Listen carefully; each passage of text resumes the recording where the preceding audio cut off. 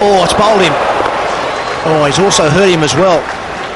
It's got him on the elbow. It's nasty delivery. It was short. It's bounced up, and I think it's hit a Boyer on the elbow. It's gone back onto his stumps, and he's in quite a bit of pain there.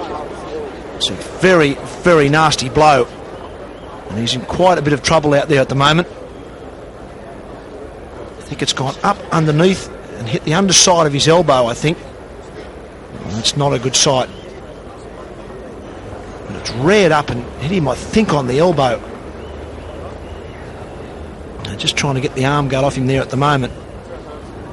It's quite a bit of concern, you should expect. It's all about the pace of Brett Lee. He did what he had to do, or what he was supposed to do, try and get out of the line of the ball. You can see him deliberately trying to leave the ball there, and then it just hits him on the elbow and comes right down onto the stumps. That would have hurt. Technique was right, just a matter of the pace beating him. It's not a very good sight. Not a very good sight at all. Oh, it's a brand new hard white ball right on the point of the elbow. And I suppose we can only hope that it's hit on the place that they call the funny bone, which is not terribly funny, I can tell you. And the good news is he's walking off the ground under his own steam. He's getting some help by one of the 12th men from the Kenyan side. Unfortunately, he's been hit and hurt and also lost his wicket. It's not the sort of start Kenya had in mind, nor Kennedy Aboya. Unfortunately, has to go. He's out for one, and Kenya are 3 for 1.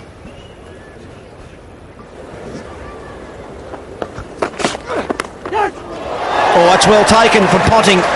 Rajal Patel has only just made it out to the middle, replacing Kennedy Aboya, and he's got a beauty first up. An excellent delivery from Brett Lee. Off stump, moving away quick, 153.5 Ks. He's got a thick edge. It's flown to Ponting, who's taken a superb catch at second slip. A lot better batsman than Rajal Patel would have had problems with that. Just one ball, not to his name. It's 3 for 2. Well, David Aboya is the new man, walking out on a hat-trick. He's only just back in the Kenyan side for this match, replacing Morris Adumbi. These are the 2 wickets. Kennedy Aboya was the first man off the elbow, down onto middle stump, done by pace.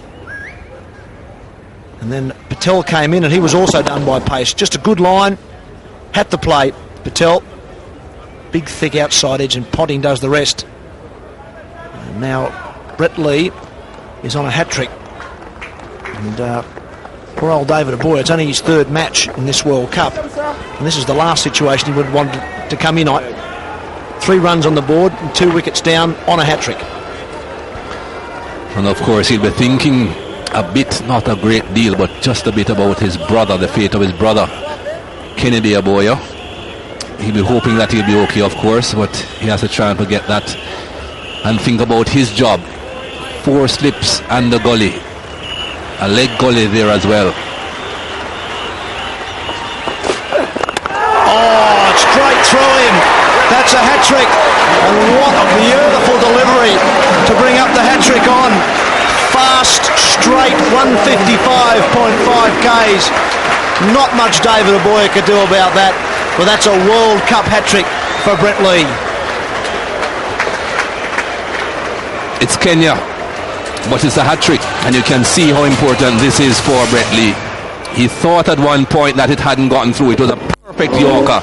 He thought initially that it hadn't gone through, and then he sees it. It's got through.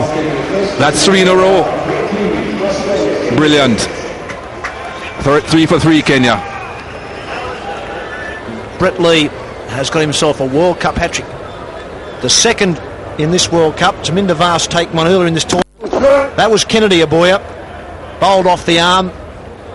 Rajal Patel caught it. Ricky Ponting, 9 catches in the World Cup for Ponting. And then David Aboya, the brother of Kennedy, came out and got a thunderbolt hit off stump. That is a superb piece of bowling and a big celebration too from Brett Lee.